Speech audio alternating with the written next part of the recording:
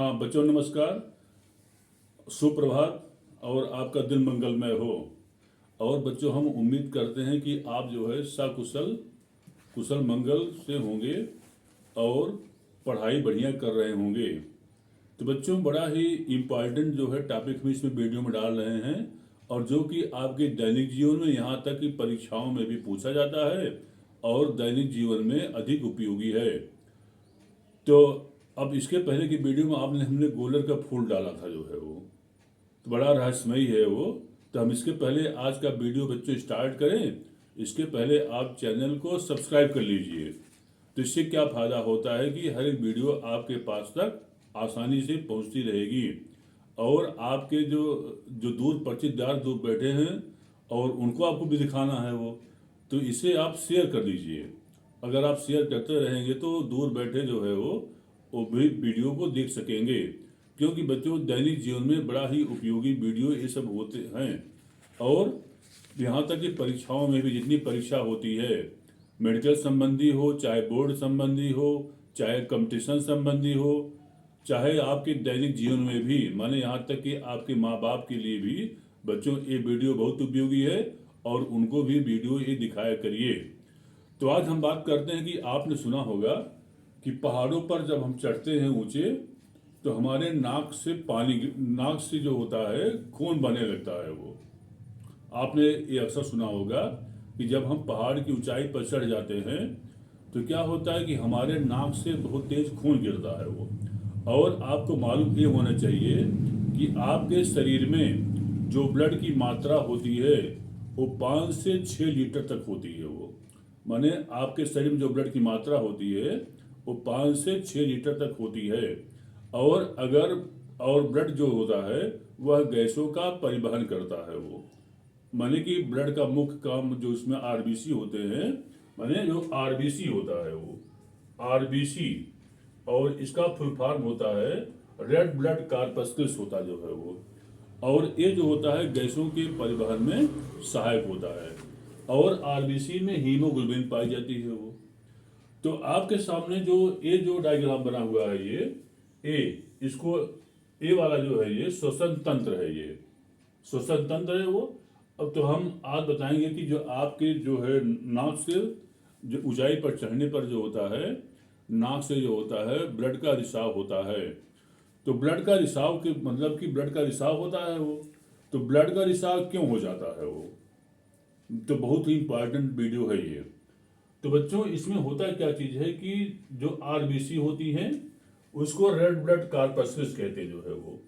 अब होती है कि इसमें जो होता है एक विशेष प्रकार का प्रोटीन होता है वो, और उस प्रोटीन को जो होता है हम हीमोग्लोबिन, उसको हीमोग्लोबिन प्रोटीन कहते हैं वो।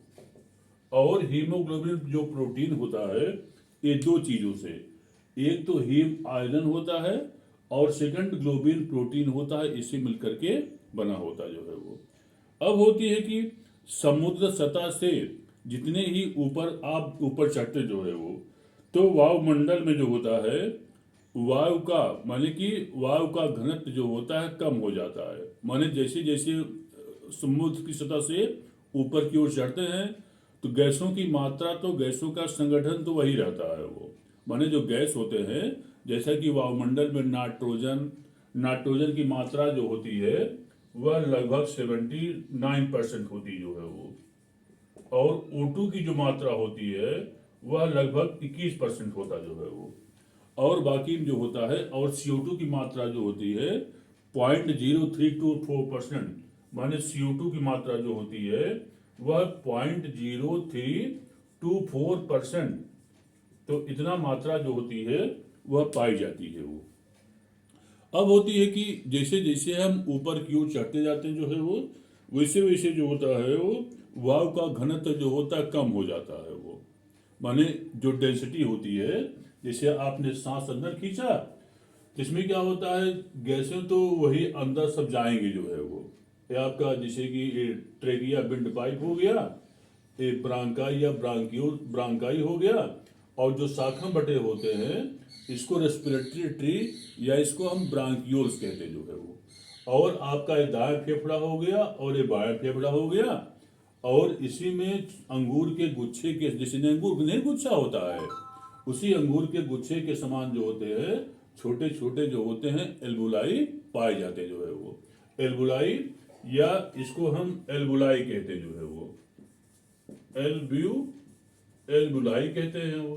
और ये अंगूर के, जैसे अंगूर गुच्छा नहीं होता है, वैसे अंगूर के गुच्छे के समान जो होता है छोटे छोटे चैम्बर पाए जाते हैं, जो है वो। और प्रत्येक फेफड़े में, प्रत्येक जो फेफड़ा होता है उसमें एल्बुलाई की संख्या जो होती है वह 15 करोड़ होती है वो, माने 15 करोड़ जो होता है एल्बुलाई आपके प्रत्येक जो होता है लंग्स में पाए जाते हैं। अब सोचिए कि आपका 2 फेफड़े होते हैं वो, और फेफड़ा जो होता है माने एक दाएं फेफड़ा होता है, एक बाएं फेफड़ा होता है, जिसको एक राइट लंग कहते हैं और दूसरे को हम लेफ्ट लंग कहते हैं वो। अब आती फेफड़ा जो होता है ये प्रमुख उत्सर्जनी अंग होता है, प्रमुख जो होता है यह श्वसनी अंग होता है, माने जो हमारा फेफड़ा होता है ये प्रमुख श्वसनी अंग, या उसको हम क्या कहते हैं रेस्पिरेटरी ऑर्गन्स कहते हैं वो, श्वसनी अंग होता है वो। अब होती है कि इसमें क्या होता है कि आरबीसी, जैसे हमें बताया कि आरबीसी जो होती है वो गैसों का परिवहन करने का काम करती जो है वो। अब आती जैसे जैसे हम ऊपर की ओर पहाड़ों पर चढ़ते हैं तो बैरोमेट्रिक प्रेशर और वायु का घनत्व तथा दाब जो होता है, माने एक विशेष प्रकार का प्रेशर, और उसको कहते हैं बैरोमेट्रिक प्रेशर,